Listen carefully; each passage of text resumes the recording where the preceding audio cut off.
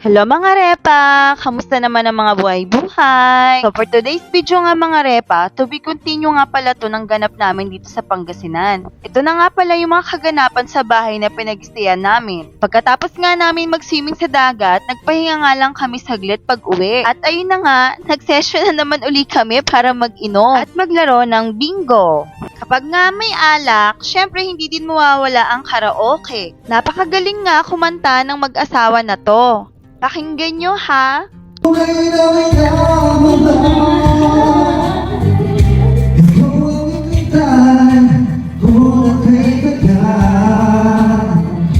Ikaw ang likaya, ang buhay at pag-asa.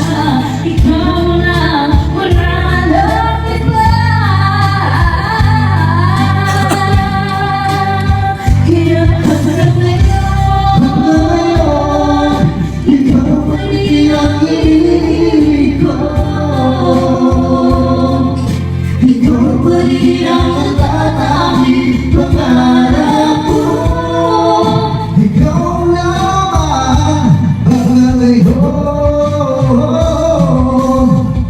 O diba, panis? Pinanisan naman tayo ng mga songer dyan. Bakit kasi hindi naging ganyan ang boses ko? Pinagpuhunan ko na siguro yung boses ko kung ganun lang din ako kaganda kumanta, no? Anyway, ito na nga at maglalaro na nga kami ng bingo dito. Nakakatuwa nga yung parang MC namin dito na si Sir Denver. Siya kasi yung bingo caller namin dyan. Sobrang saya at nakakaaliw nga kung paano siya kumuha ng mga bola. Literal na para kaming nasa peryahan o nasa mall na naglalaro ng bingo. Naalala ko tuloy yung lola ko. Napakahilig nga nun maglaro ng bingo sa Santa Lucia Mall. Kaso, nasa heaven na siya eh. Siguro sa langit naglalaro pa rin siya ng bingo, no?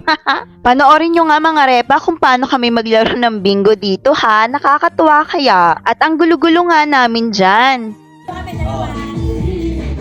Pakinggan mo sila. Piliin mo kami, sir! Pakinggan mo sila. Hoy! Maylin! Pinili kami ito. Oo, malamang! Random nga, pero may chance naman mamili ko. Ano ba ito? Ron the girl. Tawag doon? Ron the girl. Tapos? Ano sis? Ring lang. Dalawa nga ito. Magsundanan eh. Okay, kumuha na kayo sa inyo.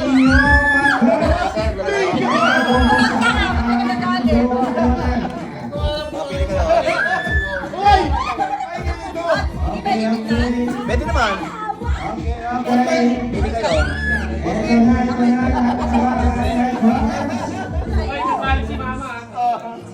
Sige, tara. Uy, galingan mo! Uy, isa pa. Sali yung mama. Eh, papuntay mo rin si mama rito. Tama si Mother. Papuntay mo si mama rito. B. Insane. Ay, Vincent. Kaji. 48. Sa N. Pumuputok. 45. Ah, 45. Yung ano sir? Sa 45, pumuputok. Paborito. 69. Wala ka na. 65. Tama. Ah, paborito. Oh, recap daw, recap. 69, oh. Recap. Oh, recap. 52. Oh, 61. G, 47. 47. G, 47. Ay, namumuro na? Ito, namumuro na sa akin. Dalawa na lang, parang awa mo na. Dalawa na lang? Sabi po? Blackout eh. Wala blackout. Punuan. Sa B, Manas. 13. 13. Alas eh. Bakit Kevin? Sa B, Pera. 7. Okay.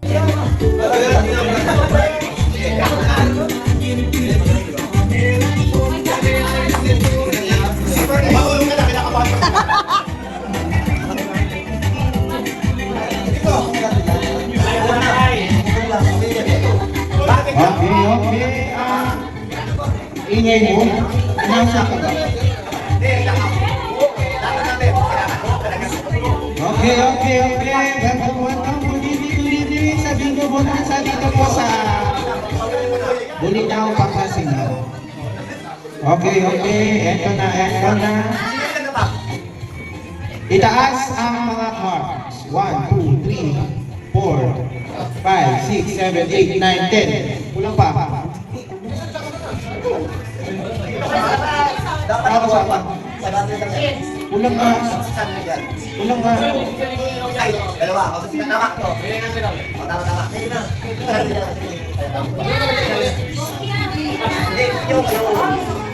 Okay. Eto na. Mag-uumpisa na ang Bingo Bonanza. Eto na.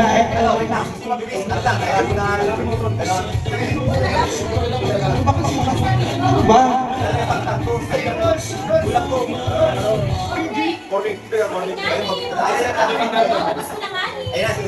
Eto na.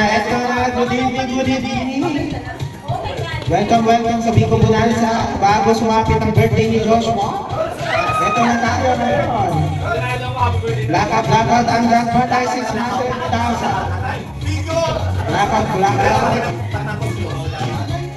Okay, first.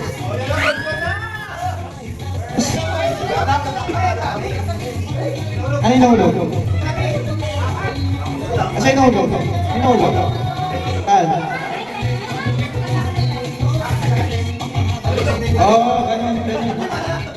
Hindi mo yan yung ganun talaga pag first 5 tayo. Nakikialam tayo na. Bato mga to eh.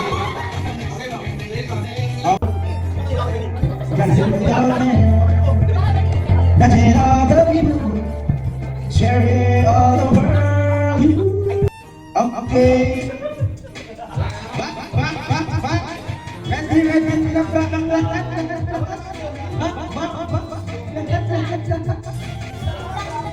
Pagod na ako. Anong kumita? Gusto kong magbabas. Walang pagkita. Okay. Hoy, lagay mo yung assistant.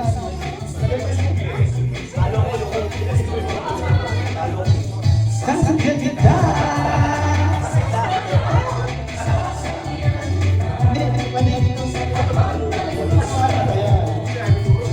Andiyan sila si Lumingling at Bilagay.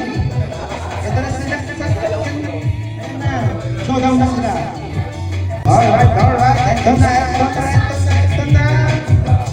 Sinususok ang mga bola. Dahil Lumingling at Bilagay. Yung isang galang Japan. Yung isang galang parang Japan.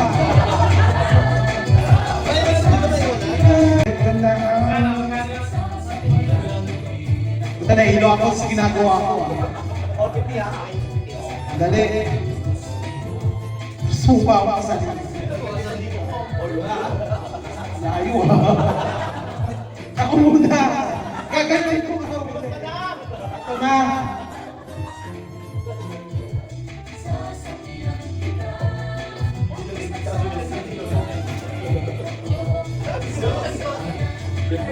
Okay. First 5 balls. Okay, sa letra ng B. 3. Sa letra ng B, ang susunod sa 3. Hindi ko lang uulitin lahat ng katanungan, hindi ko sasagutin. Sa NNET 40, 1. Buti nga wala pa yung minus plus. 40, 6 plus 5. Ganon, so yan. Okay. Sa letra ng O, 60. 5.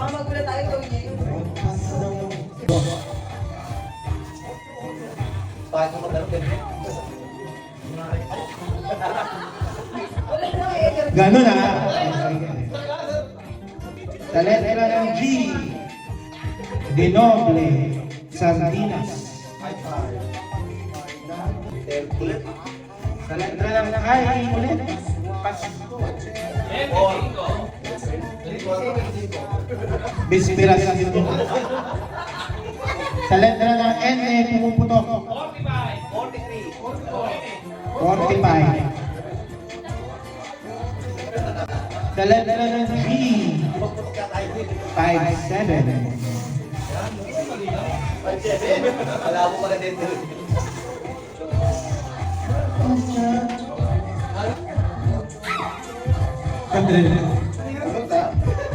Sa N, 39. Sa letra ng O, paborito ng lahat.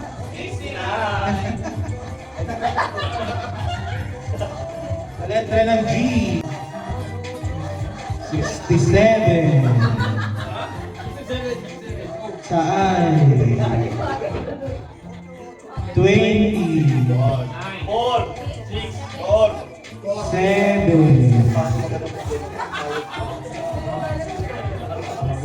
Sa B, 2. Dos na to. Bahala ka naman dyan.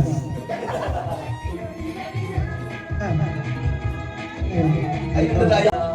Sa O, isa ang buhok. 71. Pag dalawa mo. Pag isa ka na, 61. Jejomar, sa letra ng B, Jejomar. Ha? B nga eh. Sa B, Bata Tamang. Nagdaalama. Sa I, Dinoble. Wala akong pakialam sa mga katanungan mo. Diretso lang ang bola mga kapatid. Sa letra ng B, Lucky.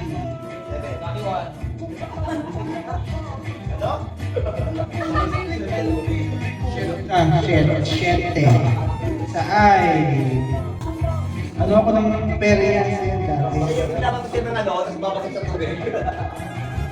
Sa letra ng N, Baboy, 31.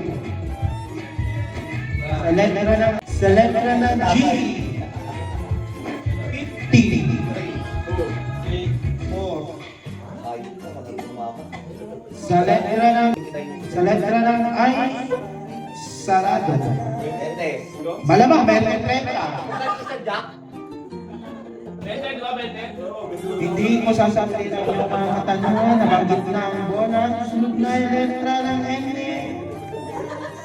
30. Ocho. Manakis, 36.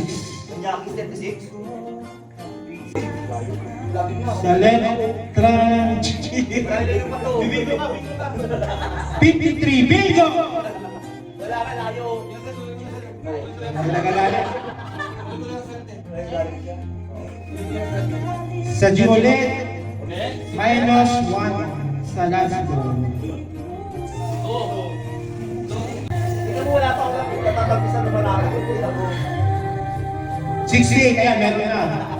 Ayun ka. Thank you. Loko ulit ah. Wala. Hindi ko nababanggit wala kayo. Sarado sa N eh. Uy, may 40 na. Uy, may 75 na. Wala pa. Okay, may namumuno na po. Muro na kayo. Aba, dalawa na lang. Sa letra ng O. Last go. Sa letra ng O. Ano ba ang bubo?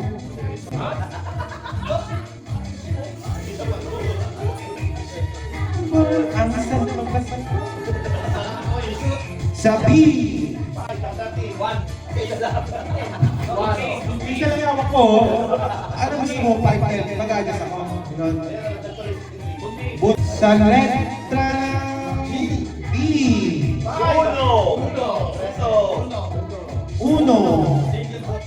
may 0. Sa letra ng N, may 4.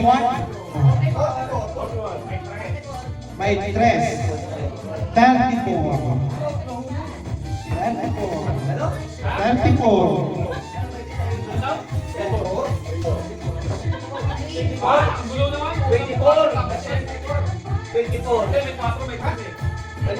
Di pwede unahin yung 4?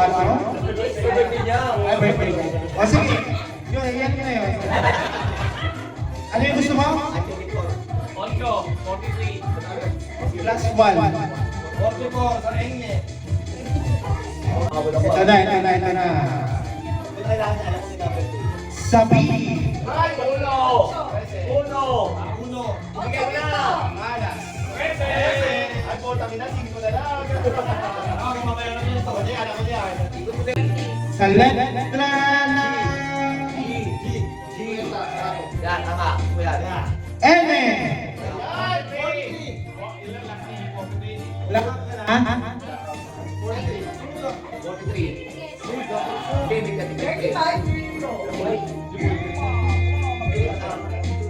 Ano, may habol pa. May 3. May 4. 4. Ulit. Ang sigit. Kung sino yung natalo dito, ako yun.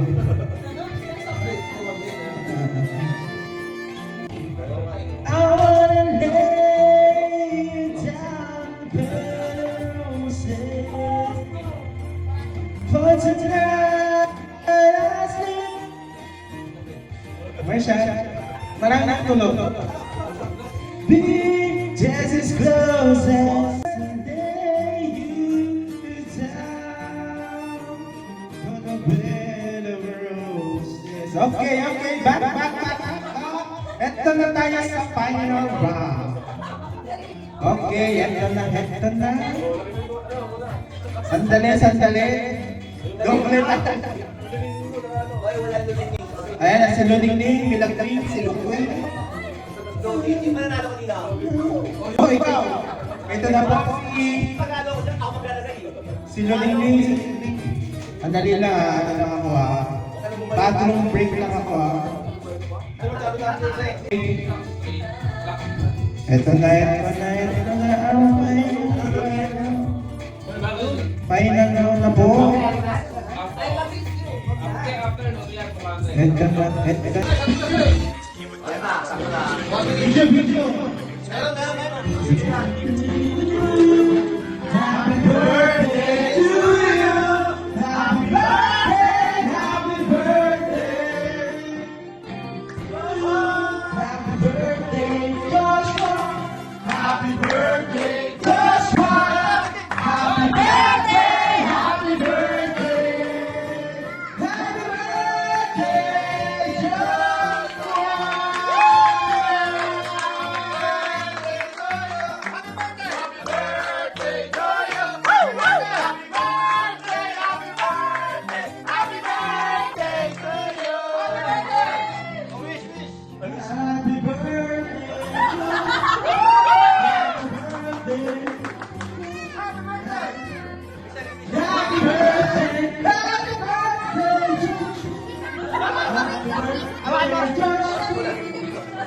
Ayan nga, at natapos na rin namin dyan ang paglalaro ng bingo at pag-celebrate ng birthday.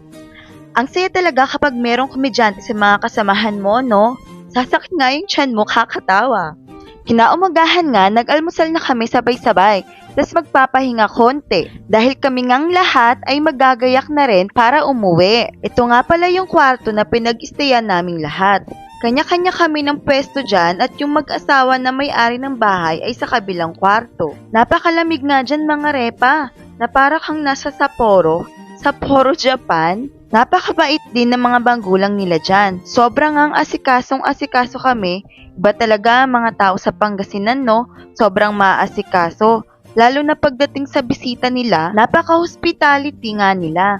Yung talagang mararamdaman mong warm at welcoming, mapipil mong feel at home ka talaga. Bago nga kami umuwi dyan mga repa, nagpaalam na nga muna kami sa mga magulang nila, mga taong nag-asikaso sa amin. At syempre, hindi mawawala ang picture taking namin lahat kasama sila sa munting tahanan nila. Again, maraming salamat po sa napakainit na pagtanggap niyo po sa amin. Palagi po sana kayo mag-iingat dito. Hanggang sa muli po ulit. Salamat! Nagmamadali na nga kami dyan at baka maabutan pa kami ng traffic sa Manila. Pero bago nga kami umalis dito sa Pangasinan, dadaanan pa namin yung one of the most beautiful spot in the Philippines, ang 100 Island National Park, a famous protected area located here in Lucaf Rap. Doon nga yun sa Alaminos City, Pangasinan. Dahil nga pagkatapos nga namin doon pumunta, mamimili pa kami ng mapapasalubong namin para sa family at friends namin. Hindi talaga mawawala sa akin yung bumili ng mga pasalubong. Kung minsan nga, si Justin hindi naman niya hilig. Ako lang talaga. Ewan ko ba, nakasanayan ko na yan, na kapag pumupunta nga ng iba't ibang lugar o probinsya, namimili talaga ako. Naglalaan ako ng pera at oras para doon. Nasanay ako noon pa na hanggang ngayon, dala-dala ko pa rin. Mahilig kasi ako na magpasalubong sa lolo't lola ko noon. Lalo na pag hindi ko sila kasama. Ako lang yung gumagala, bibili para sa pamilya ko at sa mga kaibigan ko. Na kahit sa Japan, ganun din yung gawain ko. Binibilhan ko yung mga friends ko at yung mga senpai ko or bossing ko doon. Kasi nga, sharing is caring. Napadaan na nga muna kami dito sa tindahan para bumili nga ng maiinom. Sabi ko nga kay Justin, gusto ko ng Pocari Sweat. Ang kaso, wala pala dito sa tindahan. Buti na lang, dun sa madadaanan namin na isang tindahan, meron silang tinda at sumakto na nga lang sa aming dalawa yon. Pabiyahin na nga kami niyan mga repa, papuntang 100 Island. Ang sarap nga tignan ng mga tanawin dito sa probinsya. Lumanghap ng sariwang hangin. Kasi naman no, sa Manila puro polusyon at maalinsangan kung minsan. Siguro kung wala nga lang kaming kasama, binuksan ko na yung bintana para sana lumanghap ng sariwang hangin habang bumabiyahe. Ang kaso nakakahiya naman kasi nga yung amoy, ano bang tawag doon? Basta amoy mabaho. Yung parang tae na mga kalabaw ba yun? Pero sa pagkakaalam ko kasi, ginagawa nila yon para pang pataba ng lupa. Tama ba ako? Yan, pinag-aaral kasi ng magulang, puro bulak-bulat cutting classes yung inaatupag.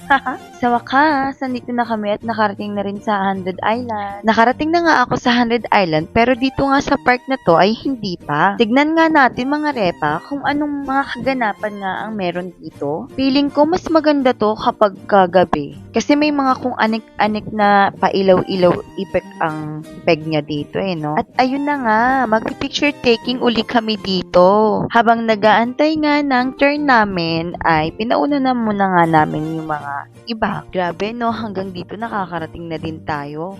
Saan pa kaya ang mga next na susunod na pupuntahan natin? Pagkatapos nga namin mag-picture-picture doon, nag-sightseeing nga lang kami dyan.